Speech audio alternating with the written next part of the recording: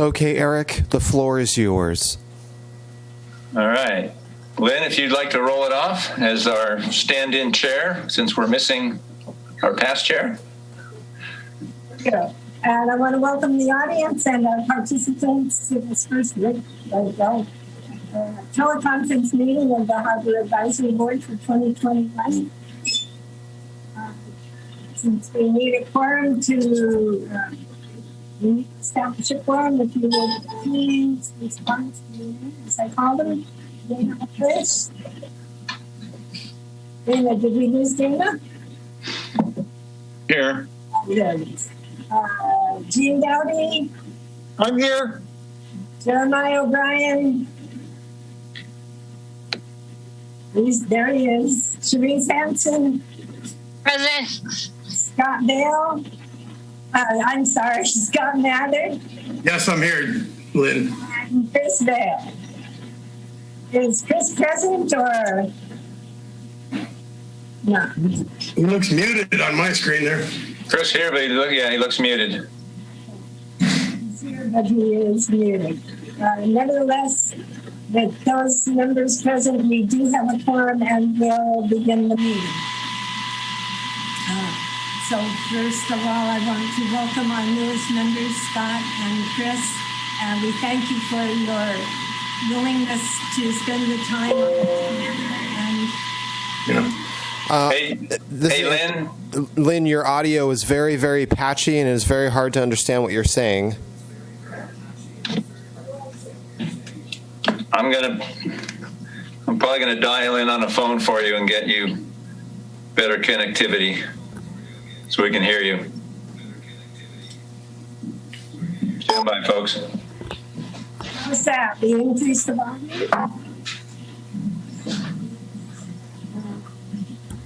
I don't know. I will talk and then you come down. Okay. So we use. What would also help is any other panelists to please close your microphone, because what's going to happen is she's going to come through on your microphone or on your speaker, and then it's going to come through on your microphone. So if you are not speaking, the best thing to do is keep yourself muted so you don't have that feedback coming in from whoever's speaking at the time. So. Okay, we wish to welcome our two newest members, Scott and Chris, and thank them for their willingness to give their time and efforts to improving. I'm still having a hard time hearing you. Hang on, Lynn. We're still barely hearing you. I'm gonna get you dialed in on the phone. If you can just hang on 1 second. Since you guys are all near each other, shouldn't Eric and Lori mute yours to make it better? Is that the feedback? That sounds like a vacuum that we're hearing. No, I don't think it's feedback because we've all got our doors closed. It's probably the computer Lynn is on. Yeah, you're coming in loud and clear, Eric. Yeah, I'm going to get it up on the phone here in a minute. So Zeke, you're just going to see a phone number come in here, 471-8314 in a minute, and we'll. Is that going to be on the speakerphone? We'll have to get that speaking. Sounds good. Standing by. This is Anthony, by the way, Eric. Yeah. Oh, what'd I say, Zeke? Sorry. Yeah, that's okay. It's all right. I've been filling in lately, so. This is Chris. I am here.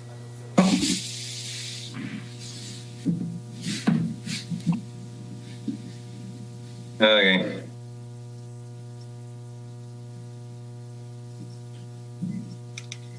Getting there.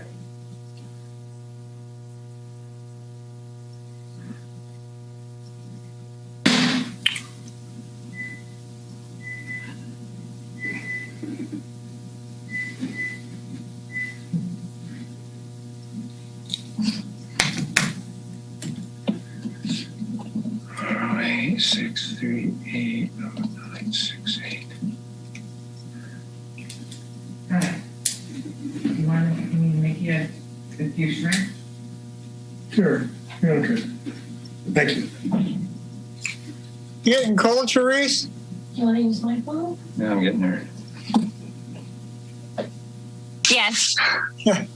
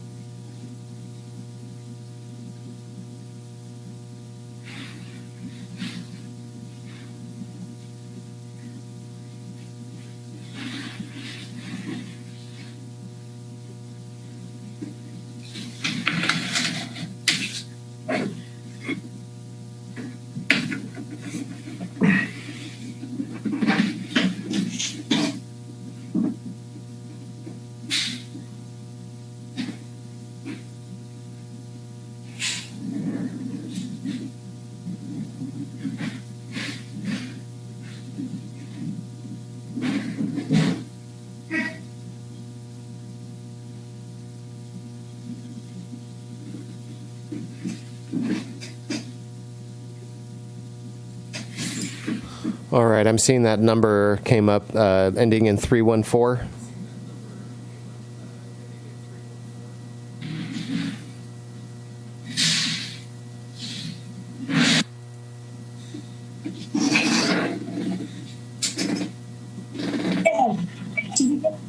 Not from the beginning. We'll still try to welcome our newest members, Chris and Scott, and thank them for their willingness to spend this time and effort in giving our advice and hopefully making improvements in our harbor and our harbor department.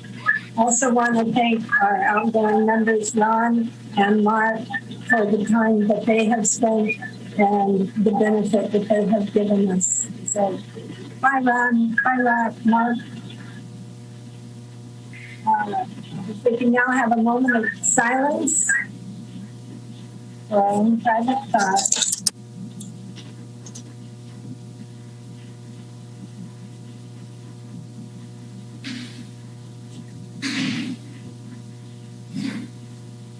Thank you.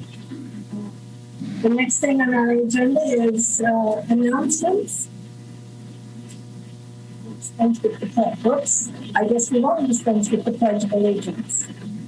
So, all together, I pledge allegiance. Pledge allegiance to the flag of the United States of America, to the republic In which it stands. One nation, One God, under God, indivisible, indivisible, justice liberty and justice for all.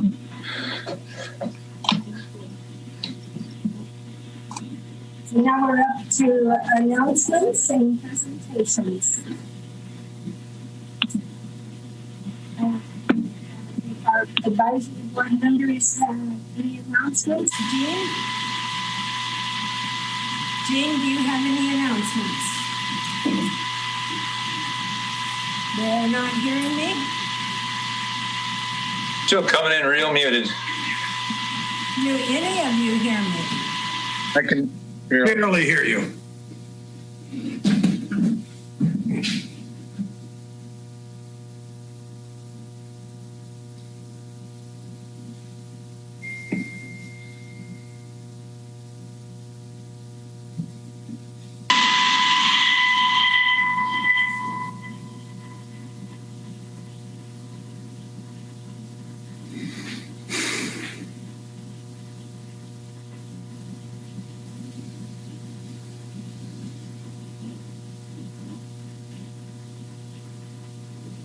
Jean, do you have any announcements tonight?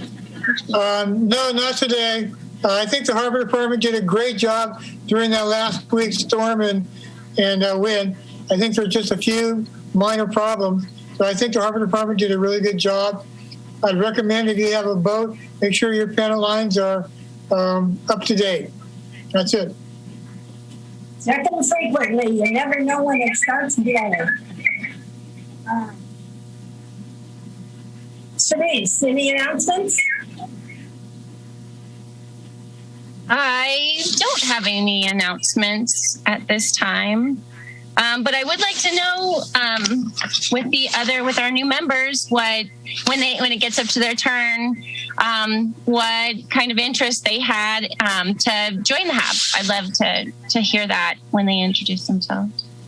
Okay. We will call on them in the order and then they will introduce themselves. Jeremiah, any announcements? Yeah, good evening.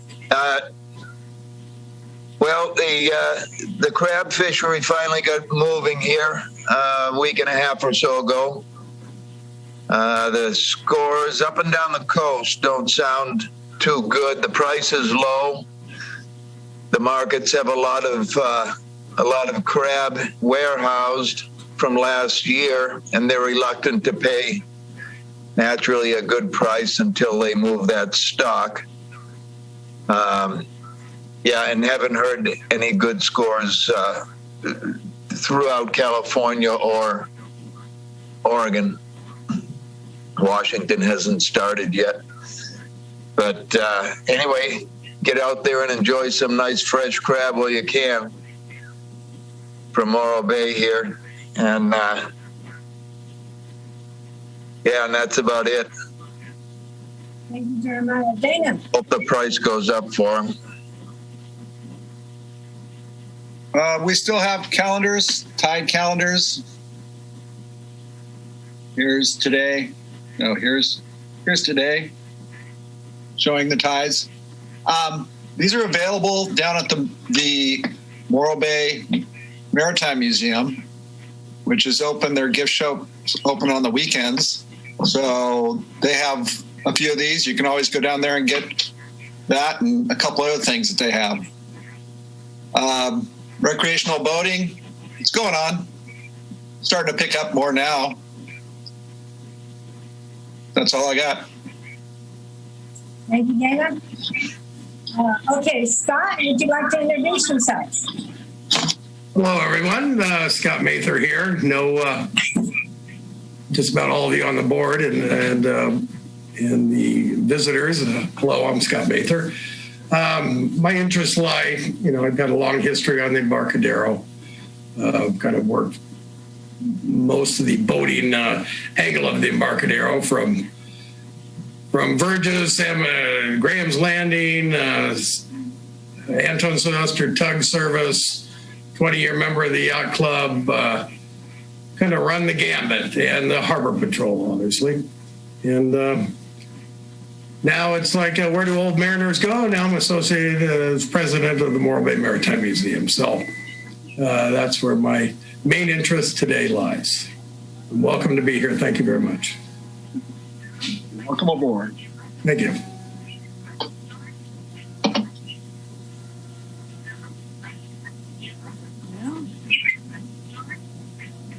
I can hear you now, Lynn. Do you want me to unmute the computer microphone?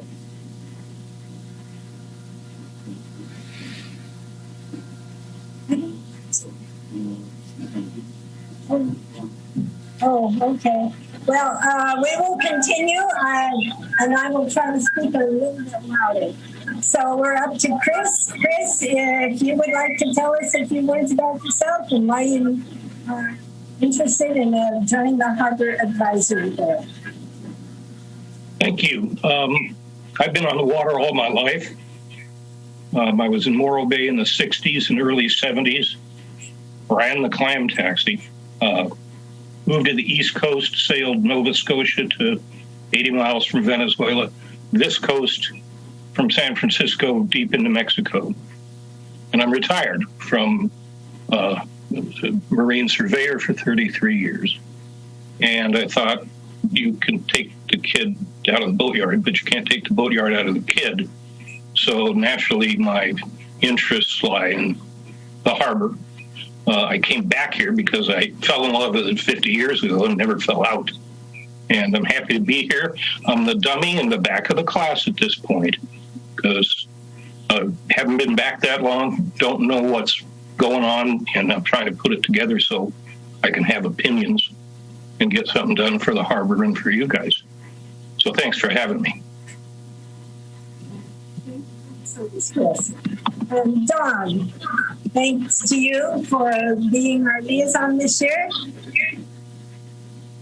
So do you have Well, thank you, Lynn. And I just wanted to pop in and introduce myself as your council member liaison, and had the pleasure of getting to appoint Scott and Chris. So welcome and congratulations. And Jeremiah, of course, had no competition and have known Dana for a long time, and I'm also liaison to the Morro Bay National Estuary Program. So great to see Lindsay here, and I've gotten to go by Sharice's business. And I think Jean might be the only person that I don't know personally yet, but I look forward to getting to know. And so thank you guys for having me. Eric mentioned that it would be helpful if I just give you a brief update of, when I come, of what's going on at council.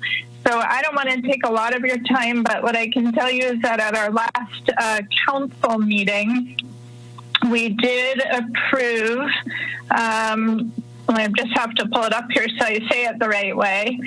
We did approve adoption of resolution 0221 approving the COVID exemption from qualifying for all of the city's commercial fishing slip holders for the 2021 calendar year. And so I think that's helpful for the fishermen, although I don't like that they need that, because that means maybe it wasn't as good of a fishing year as we would have liked. So, or maybe we're looking towards not as good of a fishing year as we would like.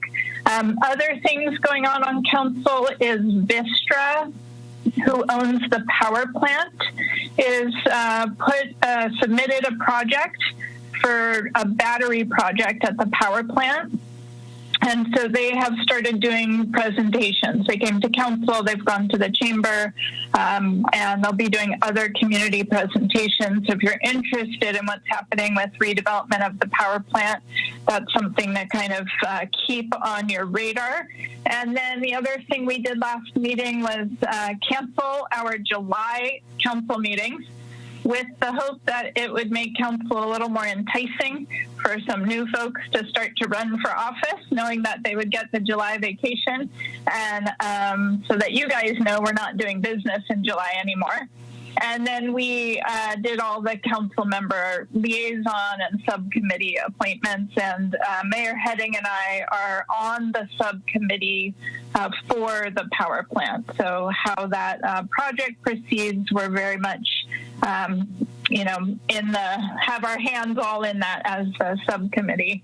And just happy to support, happy to also take messages from the HAB back. I probably will turn my camera off for most of the meetings and just listen quietly, but I wanted you to be able to put face to name and let you know that I'm here if there's anything you need or any message that, you want me to deliver back. I always get time at both council meetings twice a month.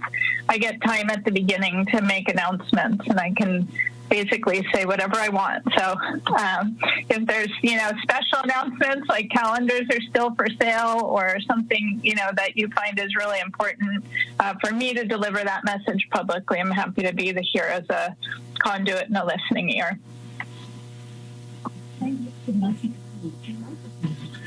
Don, thank you for your running for your political office. We were very impressed with the results you did, and keep at it. Thank you so much, Jean. I appreciate that. Okay.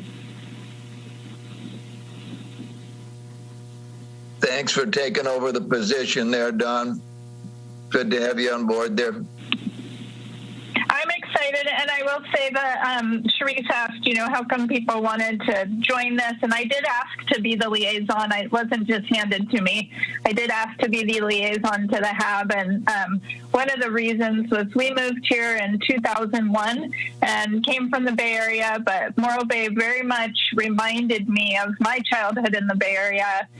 Growing up in Marin County, I grew up in Mill Valley and would go to Sausalito where, the harbor is there. And it just brought back so many memories for me and it's one of the major reasons we moved here as opposed to Pismo or Slow or another community on the Central Coast. So the harbor has always been near and dear to me, and it's an honor to get to work with you guys.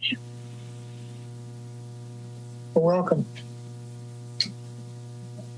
Very much, Don. Okay, Lynn, so Anthony, can I ask you real quick, the 6254 number? Yeah, I've got Lynn on our front office. Yeah, is that I'm full speaking participant or panelist? Right, now? I'm trying to move it over. It is not giving me the option to do that. We can still keep her on the attendee list, and she just has to, I can just unmute her and mute her when the time is necessary. But right now I'm trying to work on that. Okay. We can still keep the meeting going, and I can work with it. But right now I'm for some reason I'm not having a prompt on that particular line to move her over to panelists. So let me check into that, and we can keep going on with the meeting. But maybe are you able to move her over since you brought her in? Well, Lori did. Maybe Lori, if you go to that number and press more, the button I get is ask to unmute, but the front office phone isn't muted. Then can you speak at the front office phone?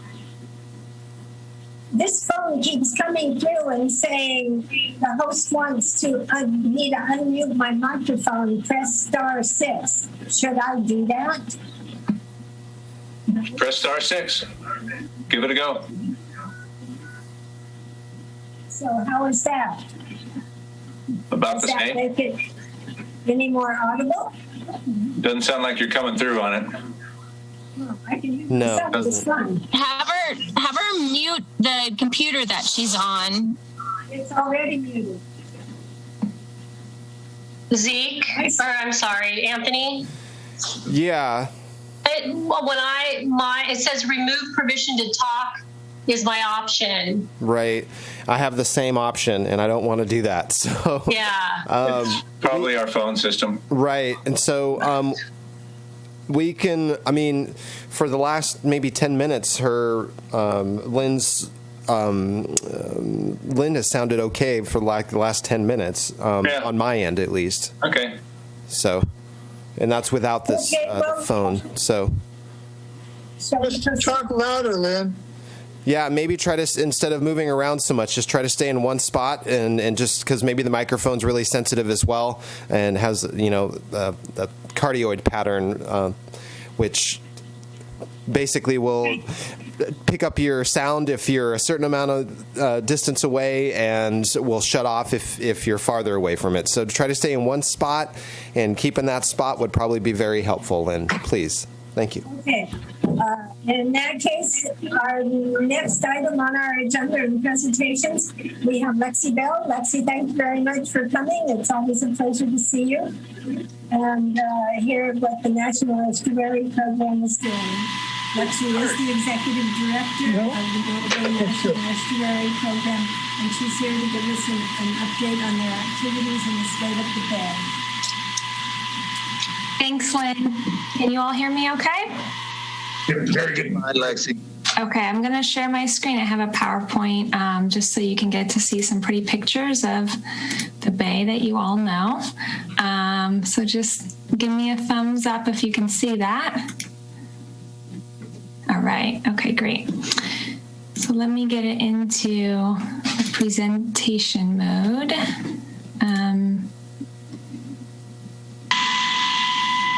There you go. Can you just see the front slide and that's it?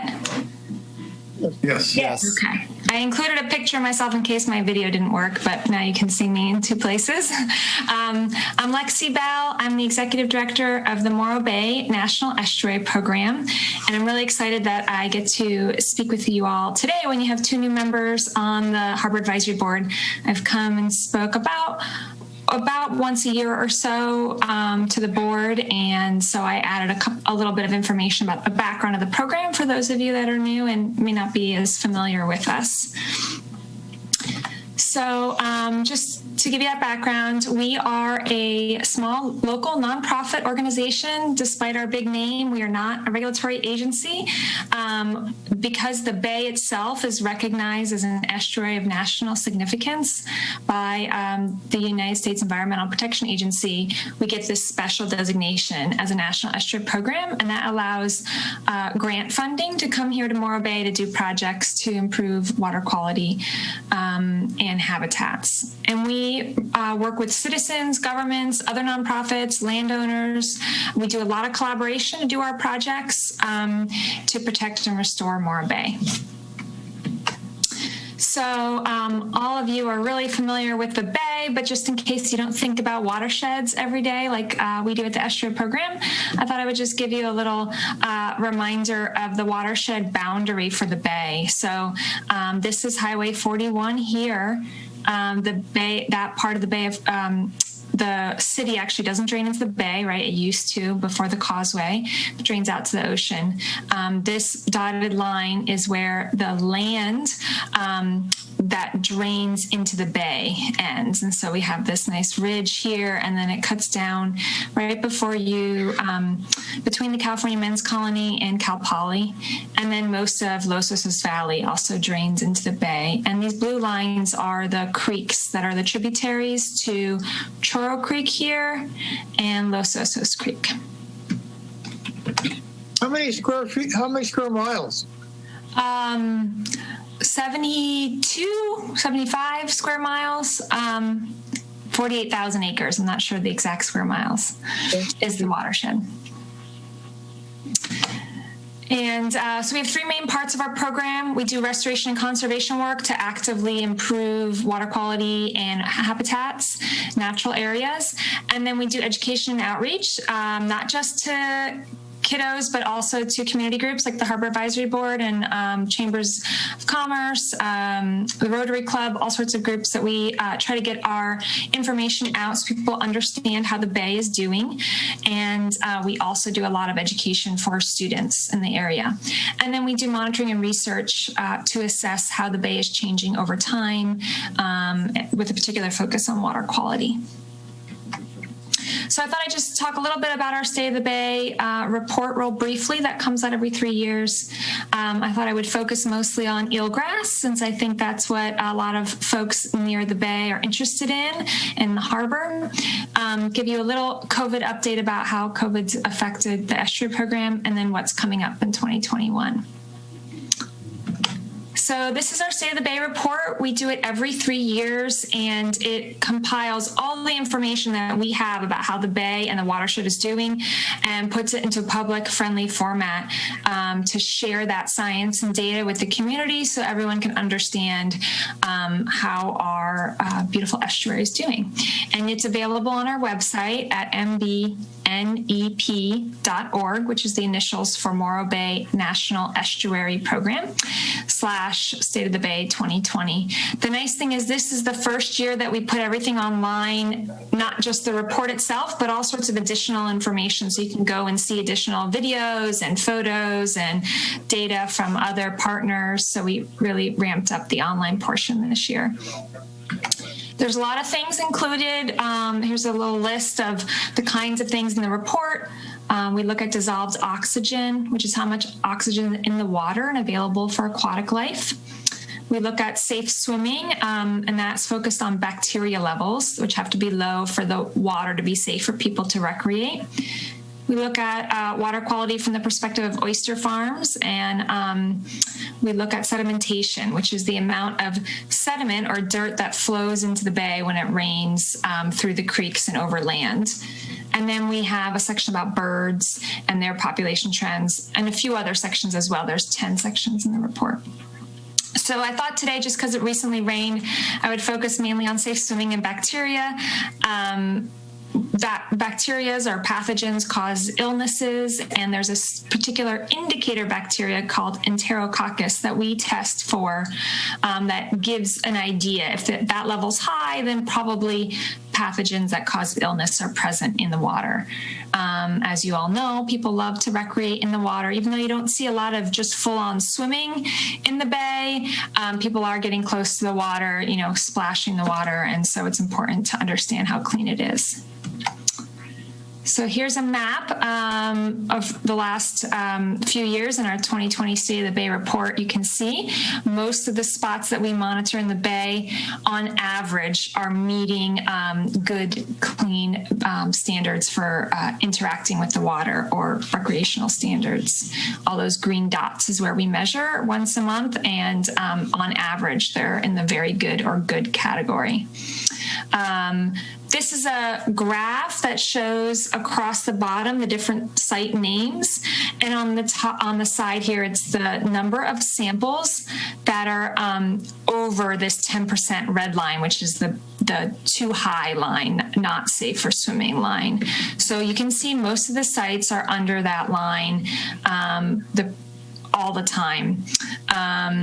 But there's a couple sites that get close or go over in Los Osos, where the circulation of the water is a little bit less. The water tends to sit back there a little bit longer. So if there's a big storm event, the bacteria levels may stay high for a little bit longer in those areas. But generally, we're meeting that standard in the Bay. So this is why I wanted to bring this up, as just a reminder that it's always good to stay out of the water 72 hours after a storm, particularly in where we are, when it doesn't rain that often. All the bacteria and other pollutants that are on land wash into the water during a storm, especially a really big storm like that, where the water is getting to places it wouldn't normally flood. So that's a good rule of thumb. So another project that happened this year that we highlighted in the State of the Bay report, we completed it this year, is this floodplain restoration project off of Morro Creek, right at the base of Hollister Peak. It's at a property that's called the Morro Creek Ecological Reserve. It's owned by the state of California, but it used to be farmland. And so you can see in this aerial image here, this is Morro Creek.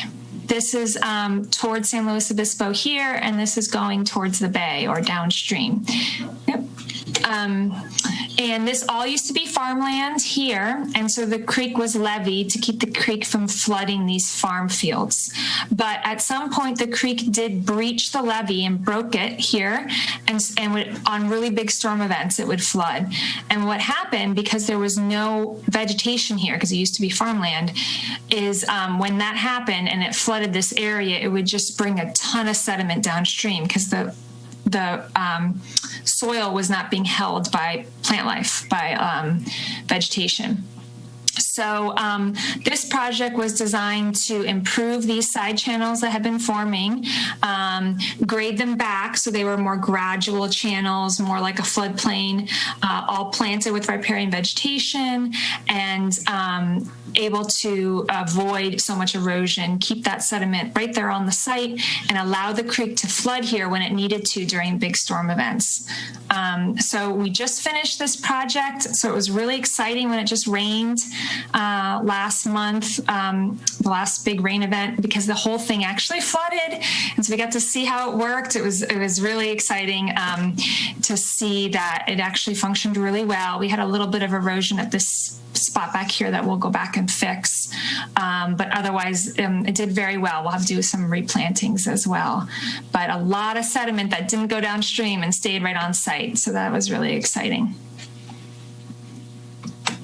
So then I thought I would talk a little bit about eelgrass in the bay. I've been presenting about eelgrass for a few years now to the Harbor Advisory Board, and I know that you'll be interested in an update. For those of you that are less familiar with my eelgrass spiel every year, why is it important? Well, it's essential habitat or nesting areas and living areas for pretty much everything that lives in the bay. It lives underwater in the bay, provides food source to a lot of fish and other wildlife in the bay. And then eelgrass actually helps keep the water clean in the bay as well. It produces oxygen, just like a flowering plant on land does, and it helps stabilize the sediment so it keeps the water clear, and it uses nutrients from the water to grow, so it takes that nutrients out of the water.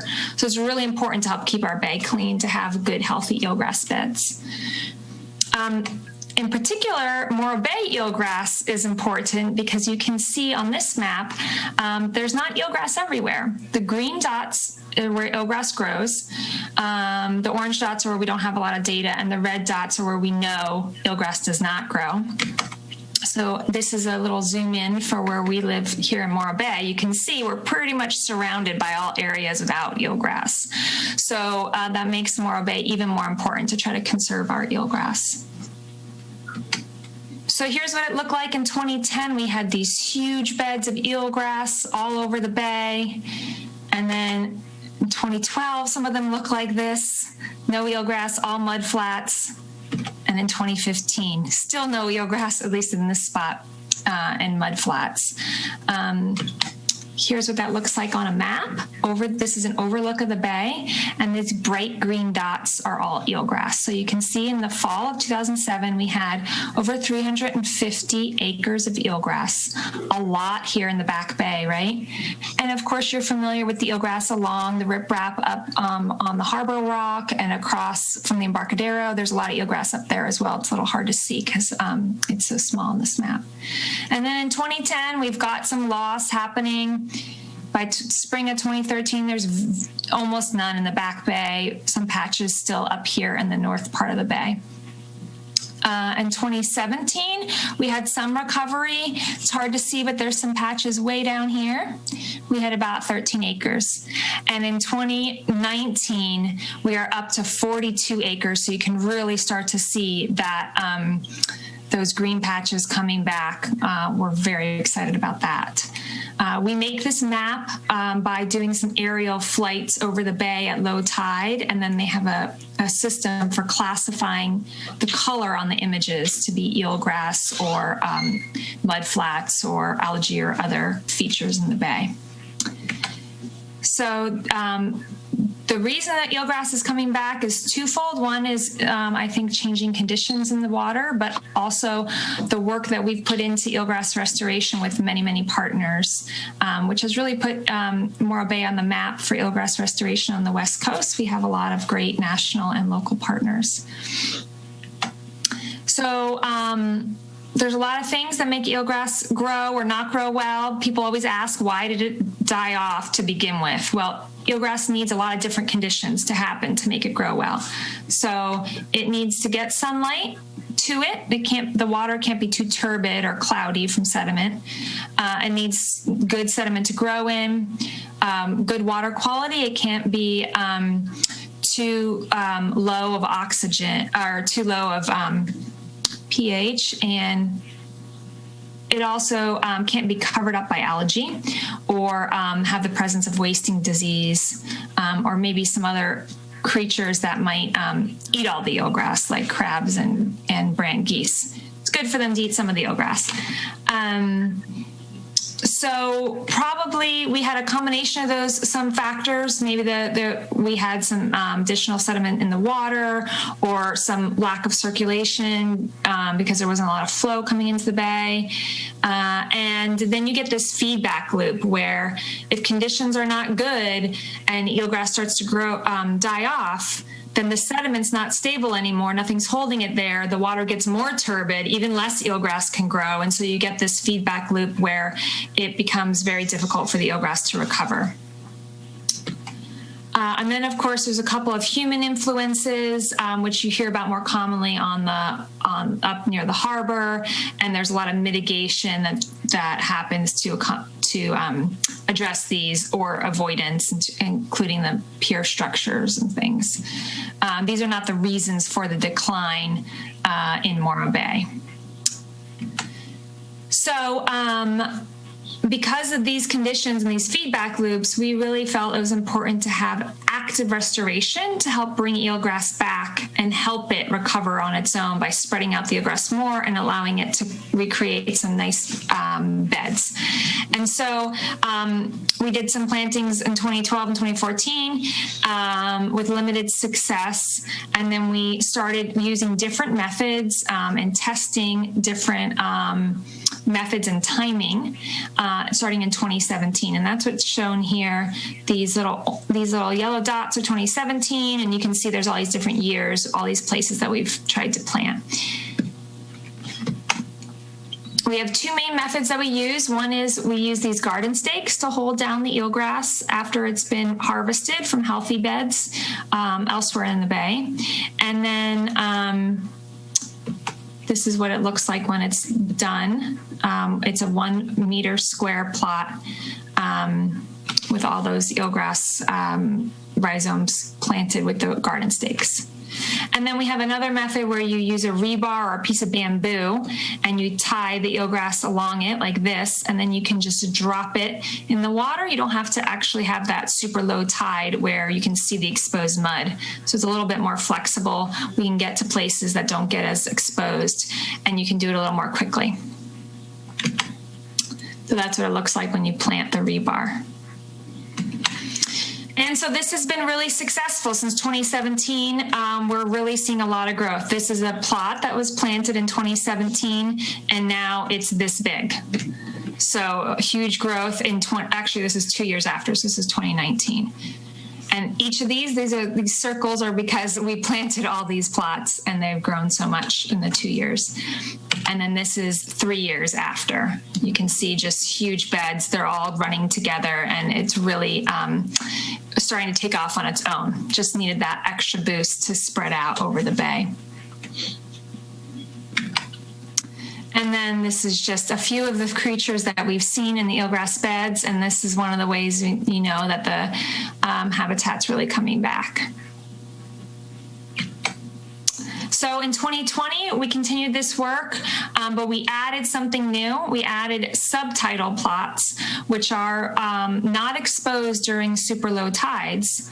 So how do we get down there to plant the eelgrass? Scuba. And we can't do this ourselves, so we actually have to hire the local consulting firm. Tenera is who we've hired for the past this past year to try out planting subtitally. So this allows us to spread out to some other locations where eelgrass has been lost, but that don't get exposed at low tide. These are the rebar style bamboo planting, and this is what it looks like when they're underwater, trying to get those plots in. Here's one in a square meter format, like I was showing you with the PVC pipe square, but underwater. And then this is one, if you see it's a line, it's a straight line, that's more of the rebar style. So we tried both with scuba this year. And they're doing really well. You can see this line is 100% survival. So we had all of them exceed 100% survival, and most of them are growing much beyond that as of October of 2020. So the lessons we've learned are that it's best to plant in the springtime. That was a major lesson and a reason for the earlier plantings not working well. That all our methods have been successful, so it really depends on the site location and how accessible it is, what kind of methods we're going to use. We can actually use no anchoring at all and just put the eelgrass right in the mud, but only with the right tide conditions. You don't want to roll rapid tide change. And then deeper sites are working well up towards the harbor and the mid-bay. So our next steps in 2021, you'll start to see Tenera out there on their vessel, hopefully next week, starting some planting this year. So we're going to do additional subtidal locations. We're going to plant further from the main channel using snorkel and expand some of the existing beds along the main channel. So that's what's happening in 2021. And then I just wanted to give you a couple of brief updates about COVID and what that's looked like for the Estuary program. Because we have grant funding, mostly we go out and get grants and donations. We've been able to continue our essential water quality and habitat monitoring work because those grants, were secured before COVID, and we're continuing. And then now we've been doing a lot of grant writing to make sure we get money coming in the door for the next year. And then a lot of community donations have allowed us to continue that essential water quality monitoring work. But we are not using volunteers until we return to the red tier because many of our volunteers are in the older cohort that's more susceptible. So this has meant our staff capacity is really maxed out, and we're not getting as much data as we normally would at a lot of our sites. We've moved a lot of our education resources online. We have a great online resource called learn.mbnep.org, and we've provided a lot of information to teachers. We've done some remote instruction with classes, but obviously not nearly as fun and probably not nearly as effective as getting kids out in the water and in the mud. We've also seen on the water, I think a lot of people have observed this, a lot of outdoor recreation at different times than you would expect and different locations than you would expect pre-COVID. And there was sort of a bump last summer of trash and marine debris issues in the bay. And so finally, I just want to give you a little preview of what you'll see from us in 2021. We'll be starting Eelgrass Restoration.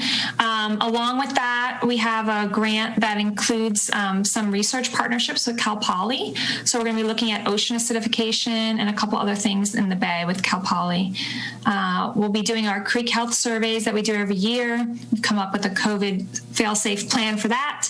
And we'll be continuing some invasive species management of the Sacramento pike minnow on Troil Creek, which is not native to our watershed and predates on the steelhead trout. So we're working to try to manage that population.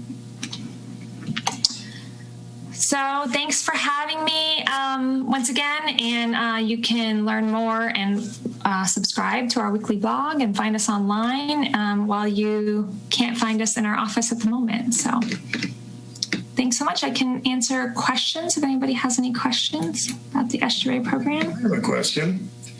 Yes. Did you ever look at the impact of the Fukushima earthquake and resulting tsunami in Morro Bay? When we had, I was on the bay working, and the current, we had, rise of 9 feet in 15 minutes and corresponding falls as well. And the water was just total mud and clumps going out with the outgoing tide. Did you ever look and see how much damage that did to the eelgrass beds? Yeah, unfortunately, just because of the nature of that event, we have data before and after, but we don't have it right before and right after. So it's hard from a science perspective to say it was exactly, how much loss that may have caused.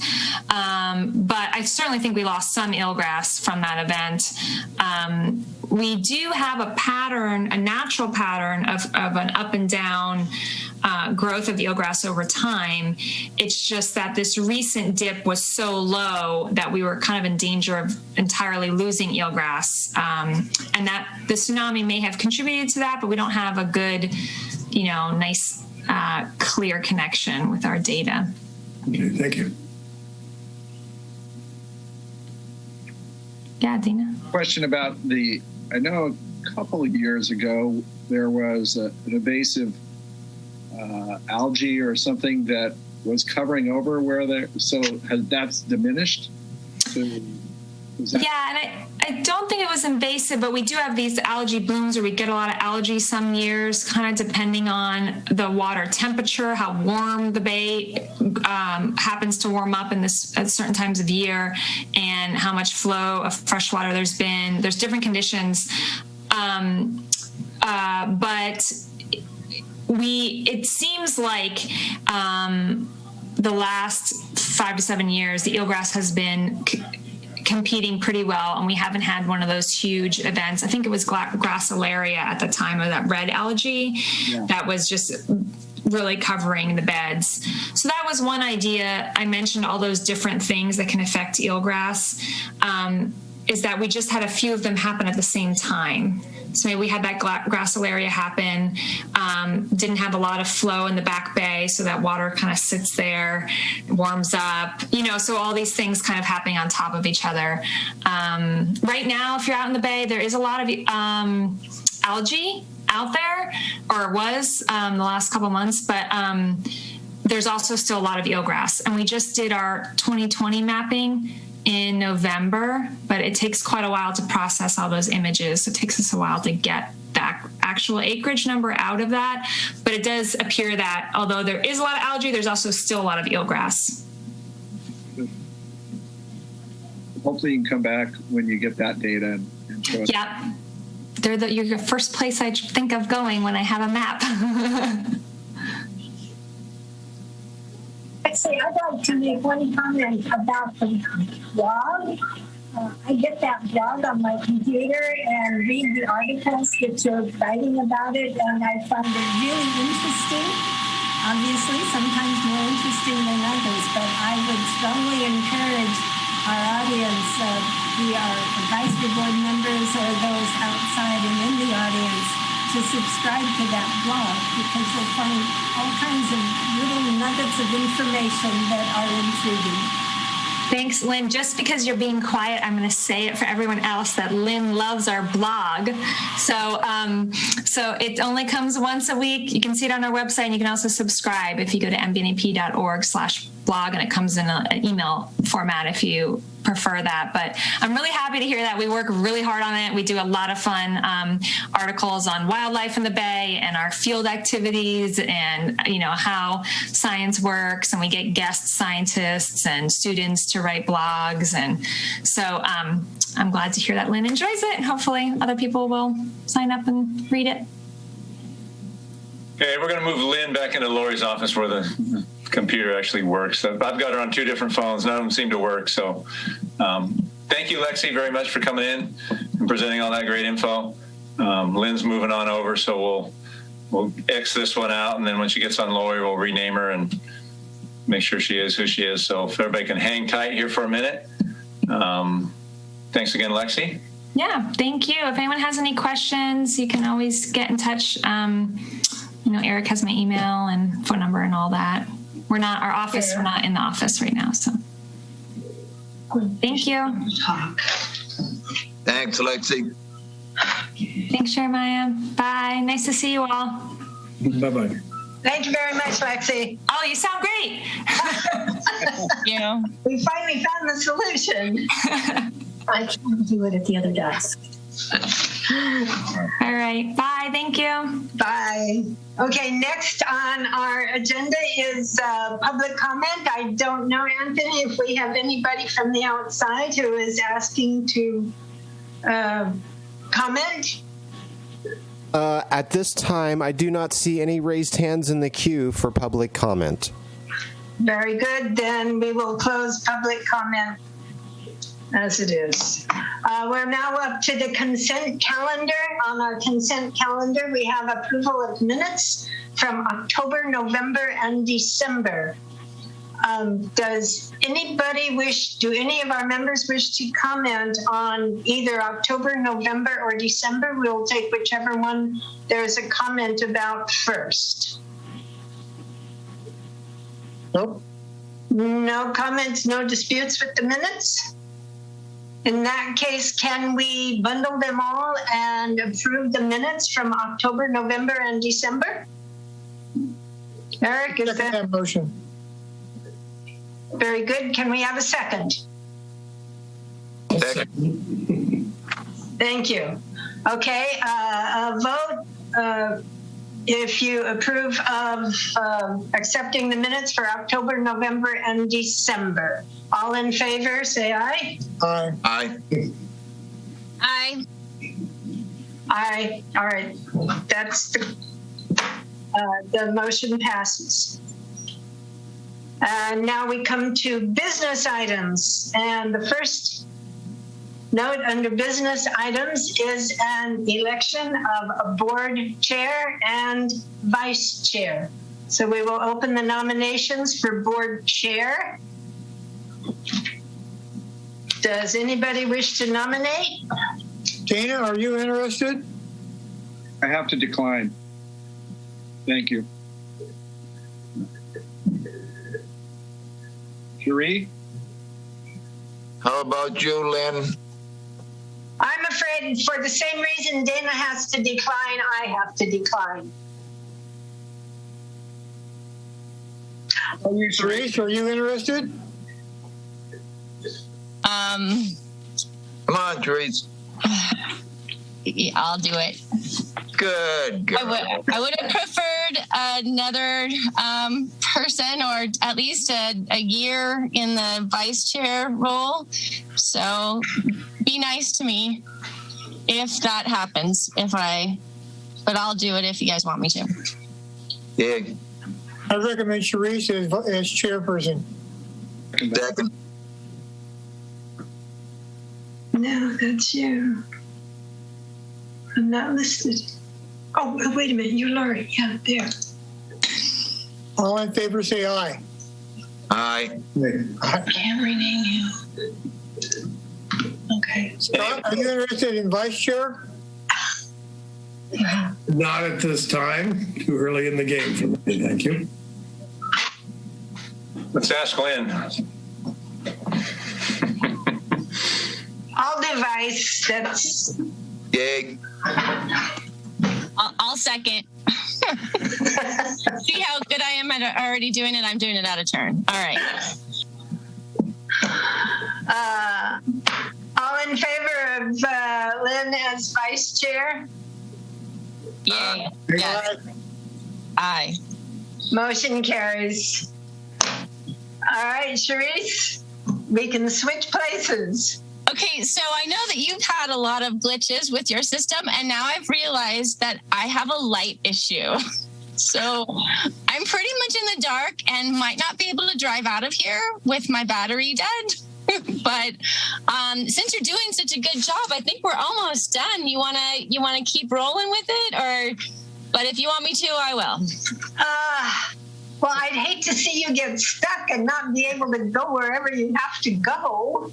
Well, I do have preparations. I have a battery backup to start my motor if I need to, and I've done it on several occasions. But anyway, it's still hard to see. So, my notes. But she's up in the snow. If anybody. Yeah, I see her. Hey, the one thing about me is that I've been present for every single meeting since I started, so that's good. All right, I'll do it. Oh, goodness gravy. So are we going to go on to the next item? Your next item is reestablish the subcommittees and their chairs and member appointments.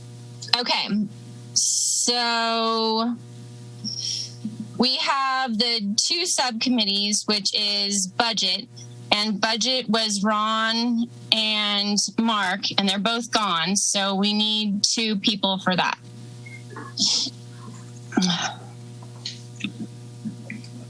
Well, you know, it sounds like Chris Vail might be a good pick. I know he said that he's the young guy on the block and was going to stay in the background, but it sounds like he has a good deal of experience and knowledge and could perhaps work his way into it and handle it. So I nominate Chris, unless he declines. Second.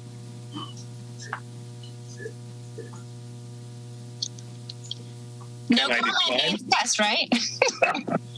I would rather be on the Boatyard side. But if you're really scratching at the dirt trying to find somebody, I'll do it. You can do that too. Good. I'd like to do both. I might be good at one. It's a risk, but we'll see. We'll give you a chance. Okay, so we have one for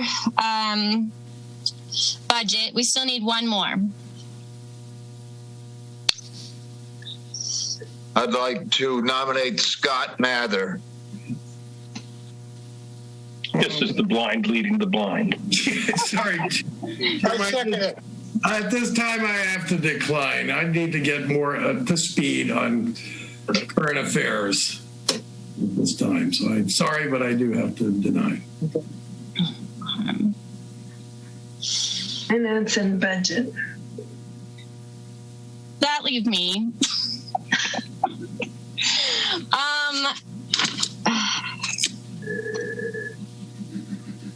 All right, if nobody's going to say it, I'll do it for a year. So I'll learn about that stuff. Okay, so now is the time for me to say that do we all agree, or do I just say that these two people are going to be on that subcommittee? Do I need to have ayes and motions? Well, you did a motion for the chair, so I'd probably say just follow suit and let's get a motion and a second and a vote. Okay, so let's get someone need to make a motion that Chris and Charisse will be on the subcommittee for budget. I move that we elect Charisse and Chris Vail on the subcommittee budget. And I'll second it. All right, perfect. Okay, so then the second. All in favor, Charisse. Thank you, Lang. All in favor? Aye. Aye. Aye. Nay. No. Who said nay? Chris Vail. Okay. All right. Well, all right. Outvoted. Voted. Okay. So, moving on to Boatyard and Marine Services. Eric, is this the time that we could talk about making that a little bit broader scope, not just Boatyard Marine Services? Could we actually start talking about docks and can we expand it at this point so they have a little bit more to do research in that subcommittee, or no, just get somebody? No. Okay. All right. Fine. Dana's currently the chair of that committee, that Okay. radio subcommittee. and Ron was his partner on that. So if we can find somebody else to be his partner, and then if you wanted that committee to expand out into something else, or start a whole nother committee, then we future agendize it. And if there's agreement, then we can future agendize it in the next meeting. Then we can talk about, okay, what's this committee going to do, and do we want to establish it? Okay, so we'll get one more person, as long as Dana wants to continue. I'll do it. And Chris? Chris would like to? Yeah, I'd like to. Is there anybody else who is interested in doing this subcommittee, ad hoc subcommittee? No? Okay. So let's get a motion in a second on both of them. We can do that one in one instead of two. I move that we nominate Chris and Dana for the subcommittee. Second. Okay, all those in favor? Aye. Aye. Okay. And we can move on to item B3 of business items, correct?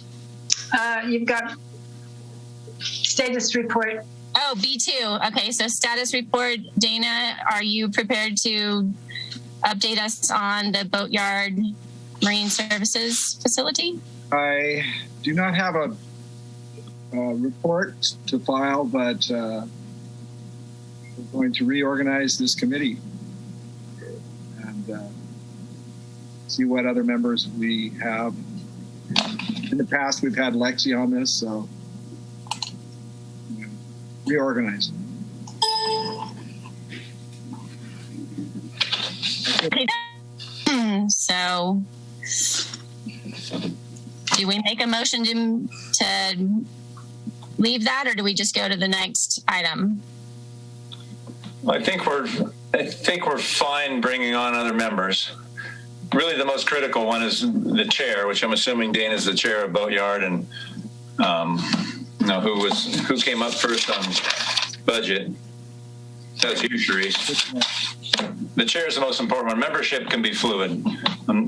We can bring on, since it's an ad hoc committee, we can bring on members from the outside, and like you say, Lexi from the NEP was on a couple, and so that we don't have to worry about trying to figure out everybody that maybe need to be on these committees. And then Dana, if you've got some ideas, you can develop that and bring it back in March and report back to the board, what you're planning on doing, and everybody says, yay, looks great, and then we just keep moving.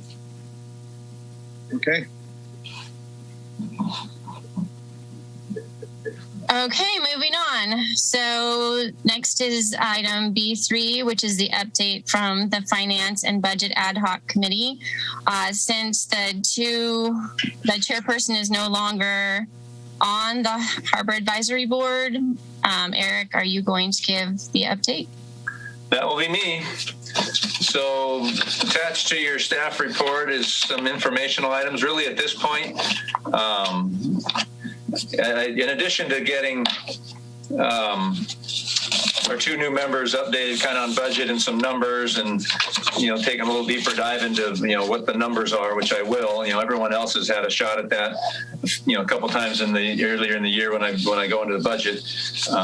But from the logistical standpoint, really what we're doing right now, I'm just going to give you an update on where we're at. The city council at their last meeting just updated their council meeting calendar in addition to their budget meeting schedule. Obviously, the budget meeting schedule is the most pertinent. I think it's one of your attachments. I think it's the last one in the staff report. So if you look, it's basically the same process. Early February, departments will start developing things into March. The executive team and city manager and finance gets together. The citizens finance group starts reviewing requests to the sales tax measures, and then we start getting it to the city council budget sessions in May, and then hopefully approve at the first meeting in June, and if not, we approve it in the second meeting in June in time for the fiscal year. So that's sort of the rough outline of what it looks like.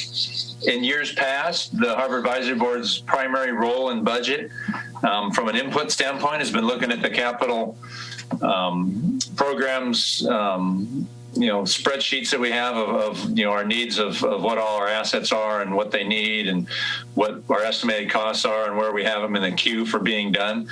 And what we would be asking to have typically is the budget, the project items that we were recommending for moving forward for approval by the council and going forward on. We'd get the HAB's blessing on that. Unfortunately, in recent years, the big impediment to that has been dollars. We don't have a lot of dollars to spend on a lot of capital projects, so there's very few things that have moved forward. Hopefully that's going to change in the next couple of years with all the things that have been happening, but we'll see. So that's kind of the outlook of the overlook of the budget process and the HAB's involvement. At some point, I'll bring back our department's overall draft budget, operating and equipment and capital budgets to the Harbor Advisory Board, but not from an input standpoint. I'm not going to be asking you to weigh in on the line items or what we're spending on. But again, we do have you weigh in on the capital stuff through the budget committee. Budget committee will look at it and then bring that back to a Harbor Advisory Board meeting, or to a Harbor Advisory Board meeting. Probably March and April. I mean, I'll have a little bit in March and a fair amount in April. So by that time, we should have something to recommend moving forward with, and then that'll just meld into our process when we bring it all to the City Council in the subsequent month and a half, 2 months. So that's kind of the overview of how it works and how we plan on moving forward on the budget.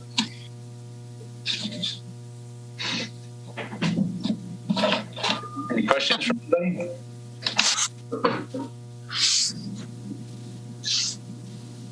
No questions?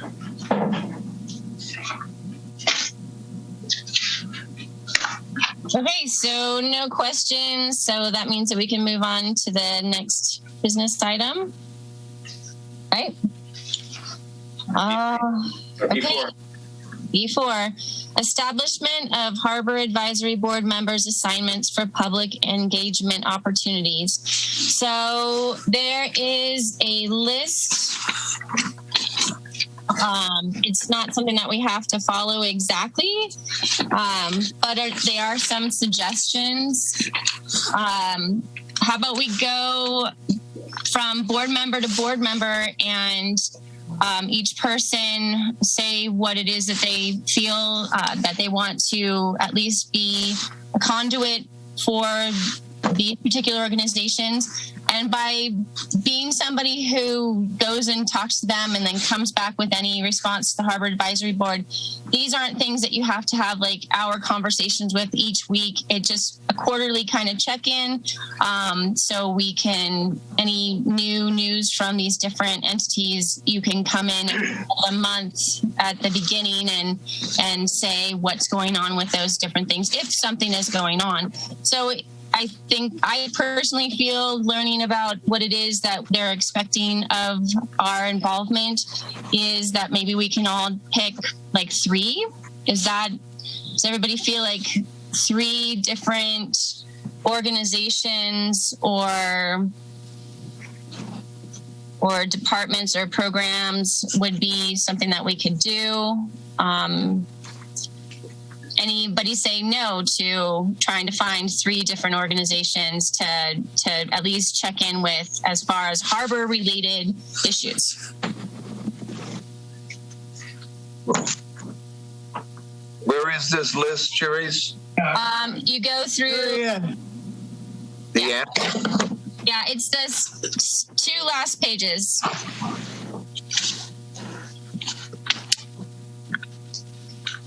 Cherise, I may make a comment. Yes, please. Looking at this list, I would sort of imagine that what we would be doing would be initially perhaps sending an email to the head of whichever organization you're trying to contact. Morro Bay Yacht Club, you would send a note to the Commodore of the Morro Bay Yacht Club saying we are from the Harbor Advisory Board and we're interested in your ideas and in letting you know what our action, what our purpose is. asking perhaps for a meeting with that individual or his board. And so introducing the HAB to them, letting them know what our interested in them is, and perhaps asking the questions, then inviting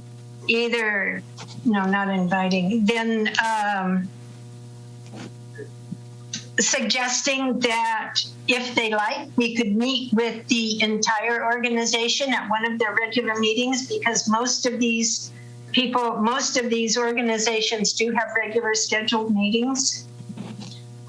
Perhaps leaving it at that after you give them a chance for input and allow them to then contact you for any ideas or suggestions, or if they would like something more. Just kind of a rough outline of what might go on in order to establish this contact. And doing it that way, I would see 1 or 2 meetings perhaps in the beginning, and then wait for them to take the next step. Sounds good. I will add to that we received correspondence for this meeting with an individual. Can I say their name? It was the public, it's on the public site that Sean Green sent us all an email giving us another list of things that weren't part of this list. So it's not something that you have to pick the ones that someone gave to us in the report, but maybe something else. Like he mentioned getting in touch with Cal Poly. So I asked for a connection point with any of the instructors, professors, lecturers at Cal Poly. So if they have any interests or things that are going on with students or whatnot, they can get a hold of me. So, all right. So is everybody okay if I just start going down the line of the items? You want me to start first with things that I'm going to do?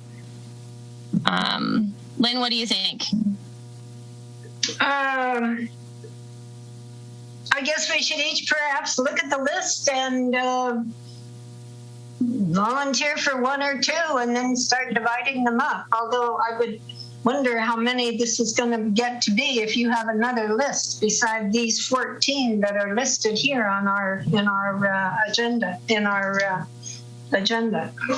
Well, like I said, there doesn't have to be, we don't have to fill this list with our names, but each person should give 2 to 3 places that it is that they want to be a liaison for. So I'm going to just start with mine, and then the next person that volunteers can go next, so we at least don't catch anybody off guard. Currently, I am part of the board. I'm on the board of the chamber, so I'm going to take the chamber as one of my outreaches. And then also, as far as businesses on the Embarcadero, I am part of the master lease group. And then I'm also pretty much the gossip person, although I don't gossip. But anyway, people come to me for businesses on the waterfront. So as far as businesses and property owners and leaseholders, both sublease, I would like to be the liaison for them, bringing their concerns up regards to harbor issues, and then the Cal Poly thing. So I'm going to try and form a connection with Cal Poly so we could do that. So there's my 3. Who else would like to go next? Oh, I'll go next. I've talked to some of the recreation sport fishing places, and I think, because I talk to them daily, but I think I'll just work with those guys, if that's all right with you guys. And then I've also been approached from the mariculture people, the oyster farms, and they'd like to have a voice also. And I know them both, so I'd like to deal with those. But those are the only 2 I want to outreach with. Okay, so I got mariculture businesses, and then not on your list, but they want a voice. No, that's great. That's great. And I'm sorry, I'm writing these down at the same time. Can you tell me the first one? The recreational fishing. Fishing. Okay. So recreational. Got it. All right, sounds good. Anybody next? I'll take the Rotary Club and the Lions. You took the Chamber. Let's see. Now, Gene, you don't want to do the Surf Riders, Gene? I have an issue with the Surf Riders. I don't believe in them. I totally understand. I don't mind doing it. It's just that I'm not a surfer, so that's why I thought you might be. We don't have to do everything that's on that list, as far as I'm concerned. Do other things. Yeah. So, and no, I don't mind. I'm pretty open to do any of them. I'll do the Rotary and the Lions, the State Park, Friends of the Morro Bay Harbor Department. And I'm loose on them. I'll take, I don't mind if there's something open, Charisse, that needs to be done, I'll just do it. No, it's not a problem. But you can put me down for those. I got Friends of Morro Bay Harbor, Rotary, Lions. Can you throw out two more that you said? Just two more. Friends of the Harbor Department and State Parks. State Parks, yeah, that'll be fine. State Parks. Okie doke. Next volunteer. I'll take the Pacific Wildlife Marine Mammal Center. Those groups. Coast Guard Auxiliary and Morro Bay Yacht Club.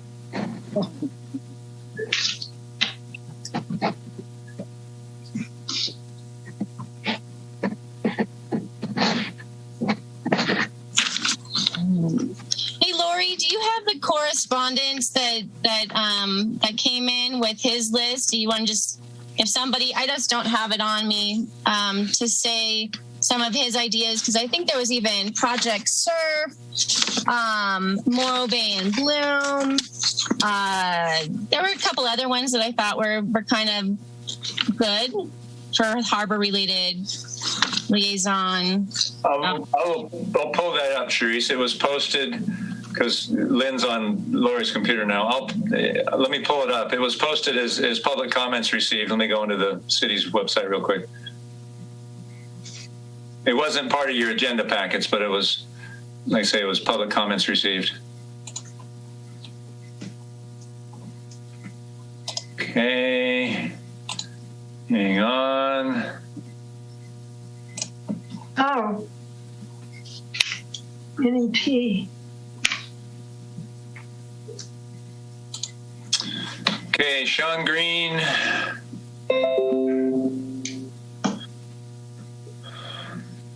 Well, you want me to just read it? Please. You want to thank the harbor for all the boulders out at the rock, all the stuff we did out there. Pedestrian route, good pedestrian route. Just want to make thanks for that. Want to express his support for any attempt to increase public engagement between the fishing industry, Embarcadero leaseholders, harbor, and the general public. These valuable waterfront entities that you represent remain an unnecessary mystery to many visitors and residents of Morro Bay. And when lease sites erect privacy fencing, lock public restrooms, or remove access signage, it becomes that much more difficult for everyday people to appreciate what goes on behind closed doors. As part of the HAB committee work and outreach, it would be so wonderful to see not just an annual open house or one-day walking tour result, but instead a more public daily sharing of our collective assets such that residents and visitors can truly engage with the working waterfront culture and gain a greater appreciation for its importance to the city. As such, please consider focusing your outreach towards groups and organizations outside of the relative closed circle of Embarcadero stakeholders. Some suggestions include Morro Bay High School, Del Mar Elementary, Los Osos Middle School, parent organizations, I'm assuming PTAs, so schools could be a whole subgroup, next door neighborhood communities, Morro Bay and Bloom, Morro Bay Beautiful, Morro Bay Chamber members, both non-leaseholders and non-waterfront, Morro Bay Tourism Advisory Board and hoteliers, Slow Cal Hoteliers Beyond Morro Bay, Slow Hot House, Central Coast Aquarium, Pacific Wildlife Care, local birdwatcher groups, Cal Poly students and faculty, Cuesta students and faculty, Cal Maritime Academy, which is up in the Bay Area, or anyone else who isn't already immersed in Morro Bay waterfront activities. Thank you for your consideration, Sean Green.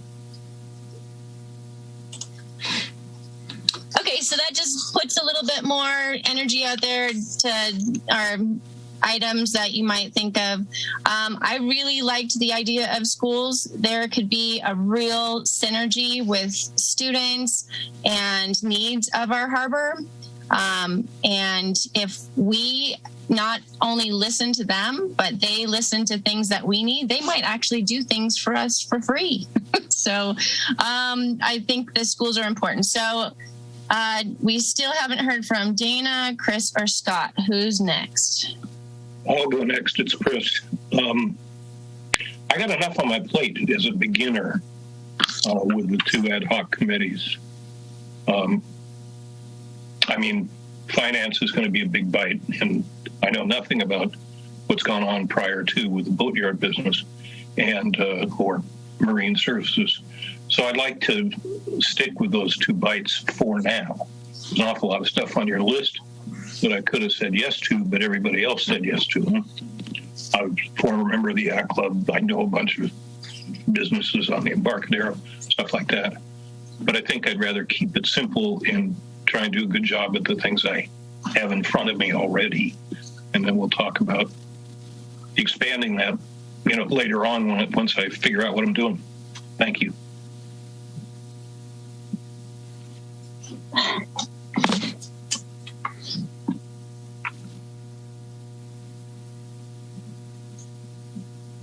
Where'd she go? Oh, okay. My lights went on. Okay, I'm back. Dana or Scott? Well, I'll do California State Parks, Lynn, and Lynn, you took mine. Gene, you took my other one. So, do you want it? No. Well, I was thinking Coast Guard Auxiliary and State Parks. That's fine. If you want to take it, I have no problem. I can take the NEP. I should have taken the NEP anyway because I worked with them for so long on Eelgrass. Everything's gone. Can I interject? I do have the key to the back door of Quota, the Women's Club. I'd be happy to talk to them.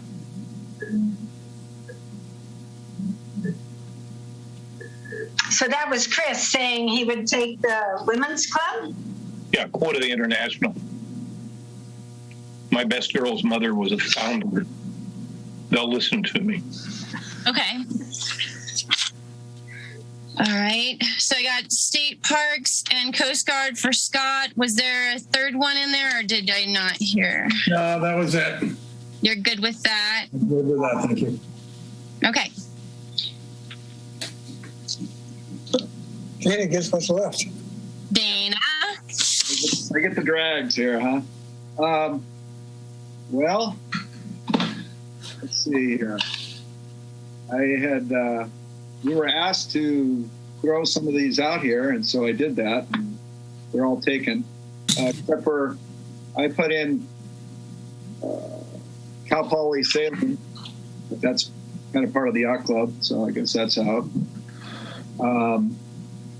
So I'm going to jump in and interject on your behalf, Dana. And to be fair, since we went one by one through people instead of somebody pick something and everybody go around until we pick them off, you did put in last week when you were asked, what you'd like to lead up, and you were the only respondent to that. So I think you might consider, whoever.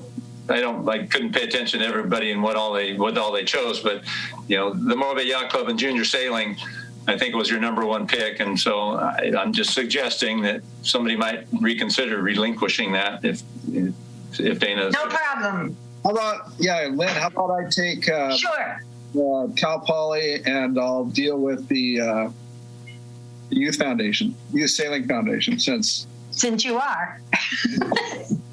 And I think I'll do the Water Quality Control Board. That would be interesting.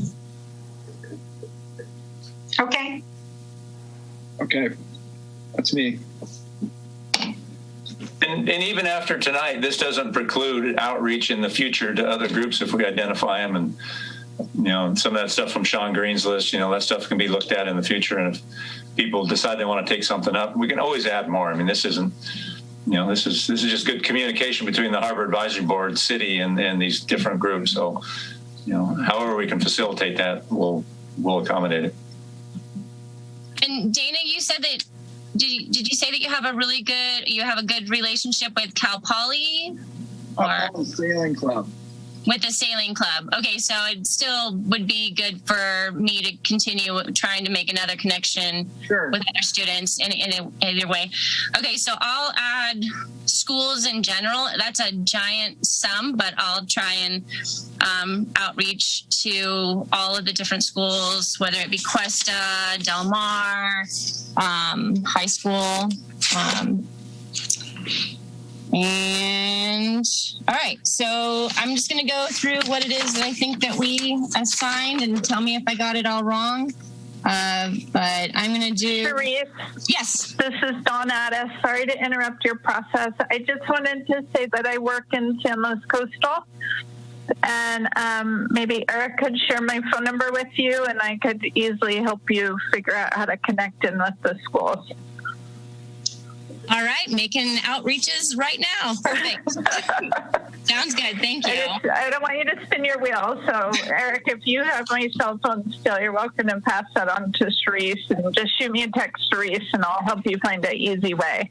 You guys have a lot of work in front of you. All right. Thank you. I do, and I will, Don.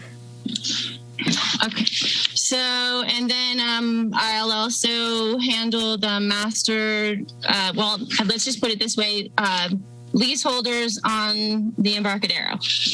And then it goes down with Gene, the mariculture businesses, and recreational fishing. Jeremiah already has his attachment to commercial fishermen. So we're going to add Rotary and Lions. Friends of Morro Bay Harbor Department, the state parks.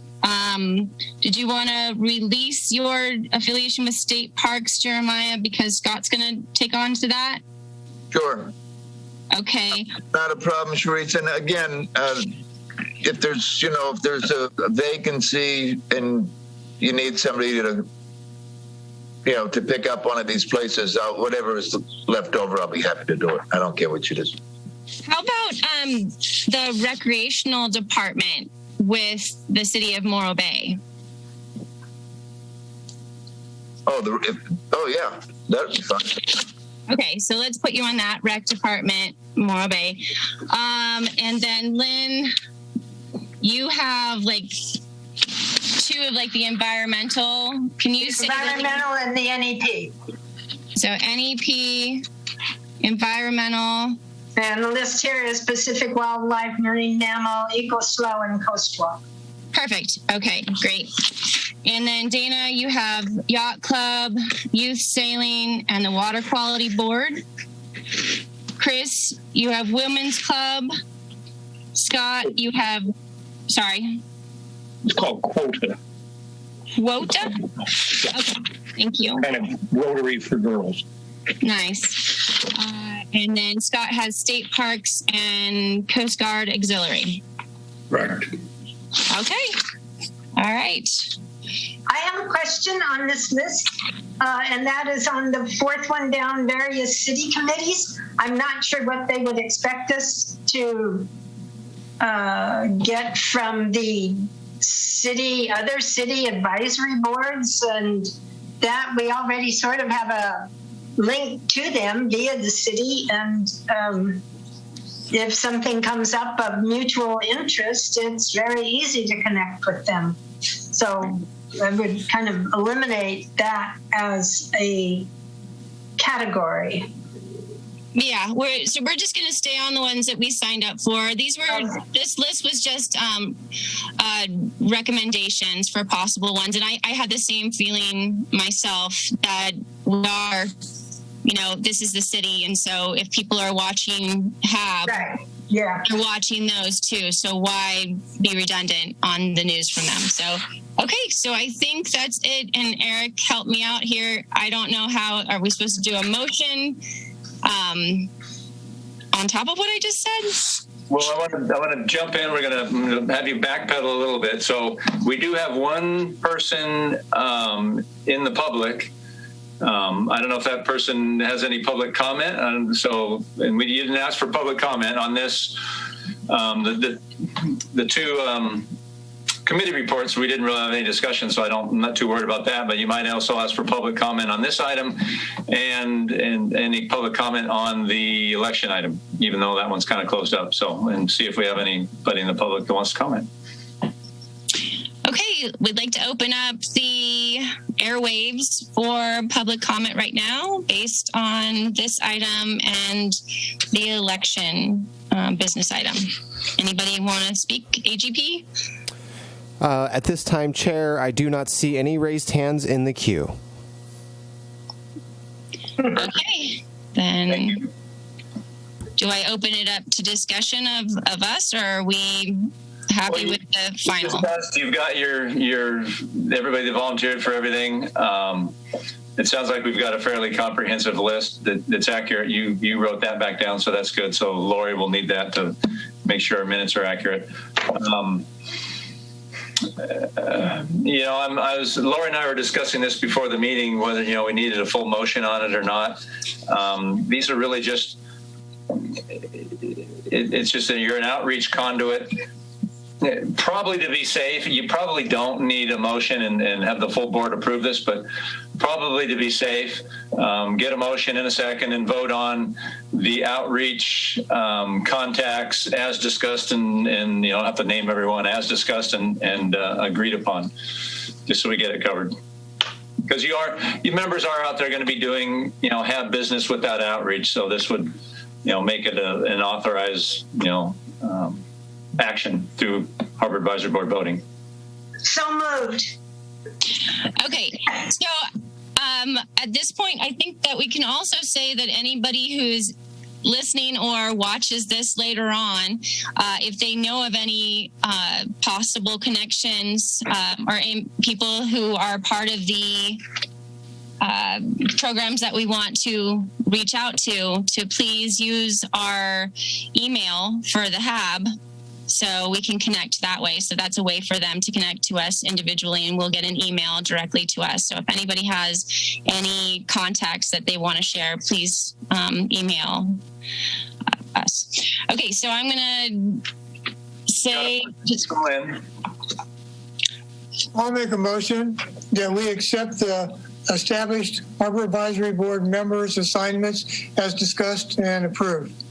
I'll second the motion. All right. All those in favor? Aye. Aye. Aye. All those not in favor? All right. So moved. Okay, so this is the time where we are done with the business items and we need to discuss, I don't know, I gotta look at my list here. Future agenda items. So, would anybody like to propose a future agenda item?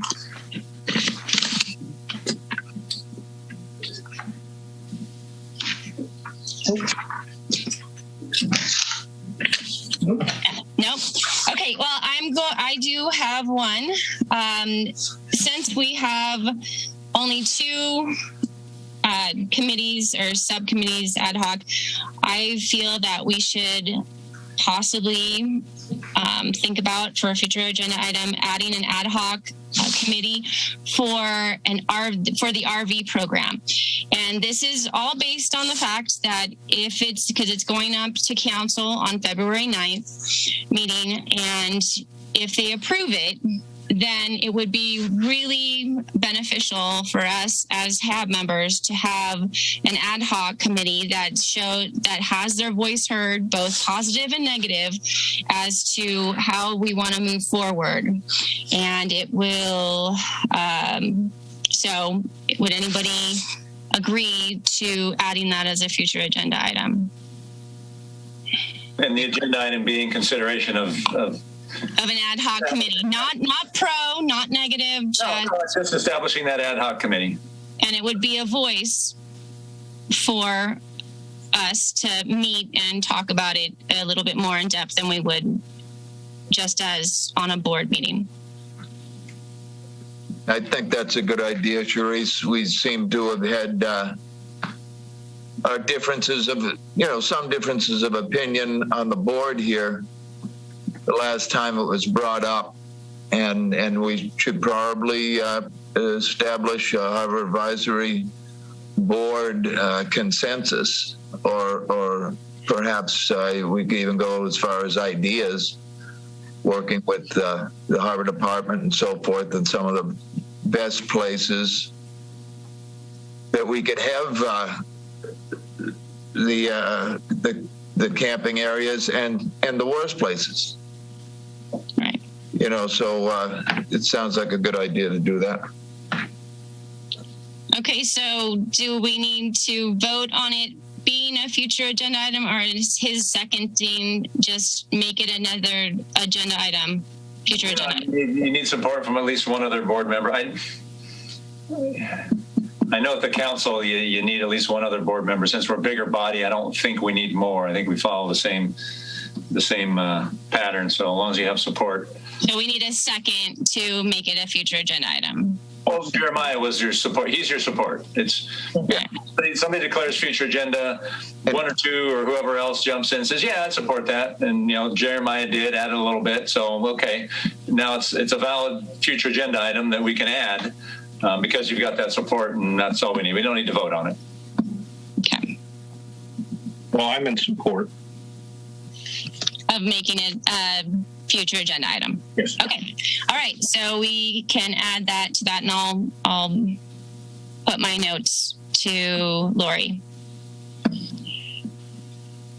Any other future agenda items to? Dana's got his hand up. Oh, sorry. I can't see that view. Let's see. I'm looking at the declaration of future agenda items, and that's a review of the RV camping program already on that agenda, on that declaration. So that's a review just of the program in general at some point.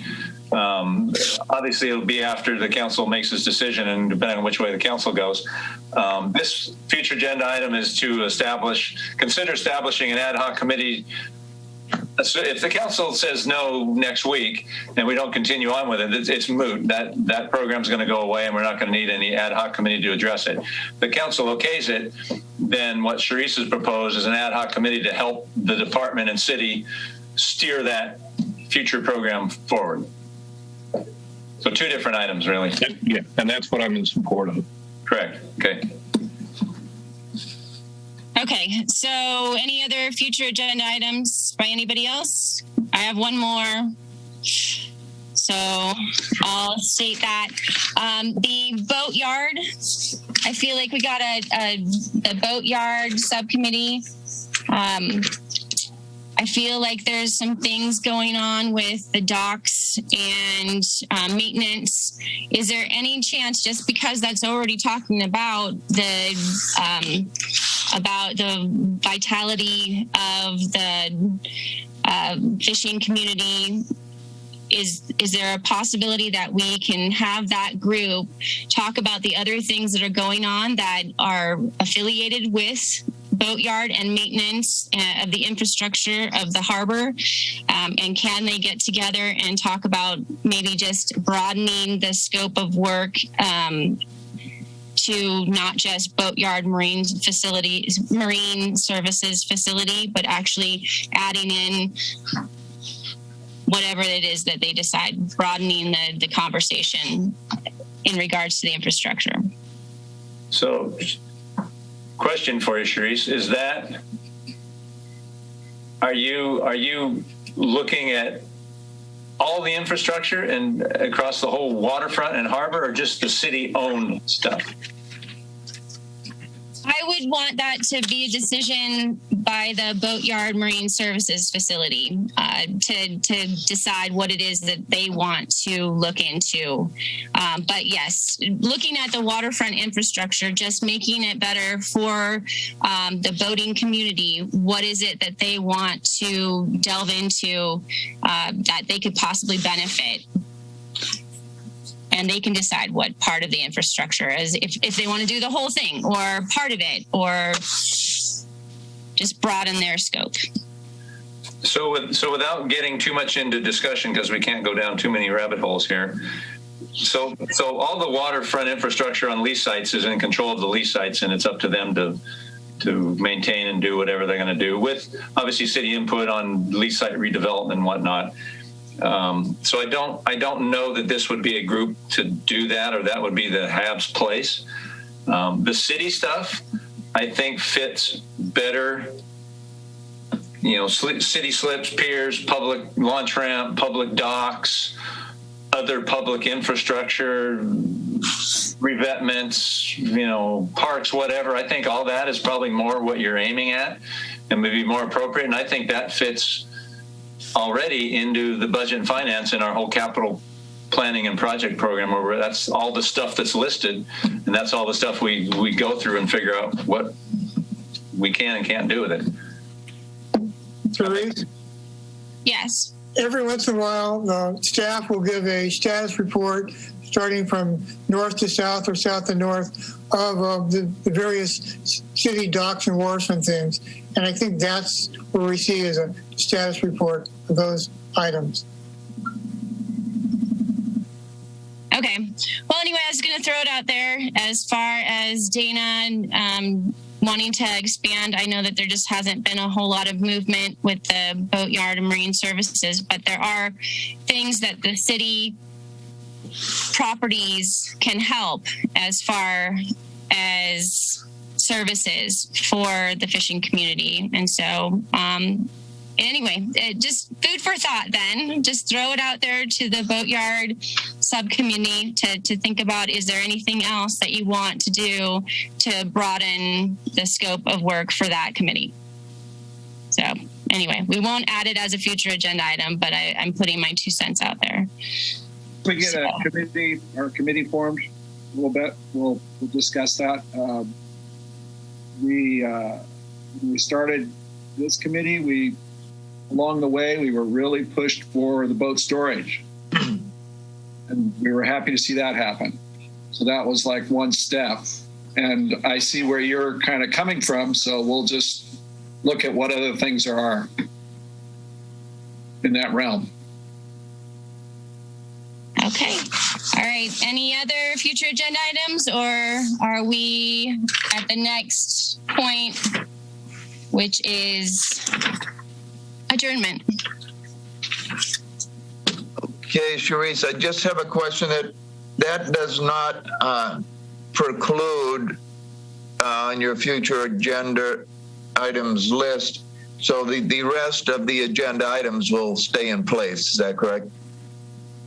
Yeah, I'm not prepared as far as like getting rid of any future agenda items. So they will remain as our previously declared future agenda items. And then I guess when I meet with Eric for our next meeting, we'll talk about those. So no, I'm not going to get rid of any of the future agenda items unless somebody else says that they want to. No, okay. They typically stayed on until we get to them, or if something changes to make it otherwise. One point I'd like to find out is what's going on with the power plant in the future. I think, I don't know if that's an agenda item or a presentation, but we need to keep updated on that. Yeah, that's Gene's right. We had a government advisory committee meeting the other day, and they brought us, I have it right here somewhere, but a lot of paperwork and pictures of the proposed facility at the power plant. And I've got it here somewhere. And if I could probably share them with everybody. I think maybe that's an agenda item. Is that correct, Eric? Well, so we've already got Castle Wind on there in terms of the wind and how it may come in and do anything, and there's nothing terribly new to report there. But the power plant itself, obviously, is and what happens there may be a different. Oh yeah, it's different. It's way different. Related but different. So this is going to be conducted by Vistra. So they are the current owners, as we know, of the plant. They will not be using the building facilities, but will be using the area, or this is all proposed, of course. They'll be using the area from the northern end of the plant to the fisherman's storage facility. And it covers quite a bit of territory. It will be the largest battery storage facility on Earth. So, Teresa, I'm going to jump in. Sorry, Jeremiah, but you're going way out. We're going off into the weeds here, and this thing's not on the agenda. And yeah. Well, I think, Gene, putting some update into our status report, I can do that. What we know, what Jeremiah talked about, and those sorts of things, we can put that in there. If in announcements we've got, something, you've met with somebody like Jeremiah, you're on the Government Affairs Committee, and you know a little bit more than everybody else, it's perfectly fine to jump in at that point. So I think that's where we'll leave it. Okay, good. It was one thing that it was a concern for me too. So for making future agendas, I will think about that and try and get a presentation from Vistra to come and talk to us, so then we can actually ask our questions. And so I'll look into that. And one of the things that we talked about as far as outreach, I'm just going to add that onto it too. I'm going to try and contact Vistra and Castle Wind to have them know that they can contact me for information of things changing, because I have a lot of questions about Vistra myself. So we'll definitely try and get them to come and present. Cherise, you're not home, Cherise. So okay, I was going to say I'd drop down the shop and give you some of the paperwork, but you're not home now. You can totally drop it off at the shop, though. I'll be back at work at Saturday morning, so. Okay, all right. I'll drop it down the shop. Thank you. Yeah, you bet. All right, so unless there's any more questions for discussion, I'm going to listen to somebody who says that they want to move to adjourn, right? I think that's it. I move that the February 4th HAB meeting be adjourned. We have a second? I'll second it. All right. All in favor? Aye. Oh, wait, you said we didn't have, was I not supposed to, I'm just supposed to say we're done, right? No, we take a vote. Eric, didn't you say I'm not supposed, that we don't need to vote anymore? We'll discuss that. You got a motion in a second. Let's vote on it and make it official. Okay. Well, it's official. Aye. Aye. Aye. All right. Thanks, everybody. Thank you, Lynn, for doing that. Thank you, Cherise, for doing that. All right. About all the electronic snafus. Cherise, do you want to stay on the line here? And I guess maybe, Anthony, you'll unpublic it, but just want to make sure your car gets started so you drive back. Okay. All right. Thank you.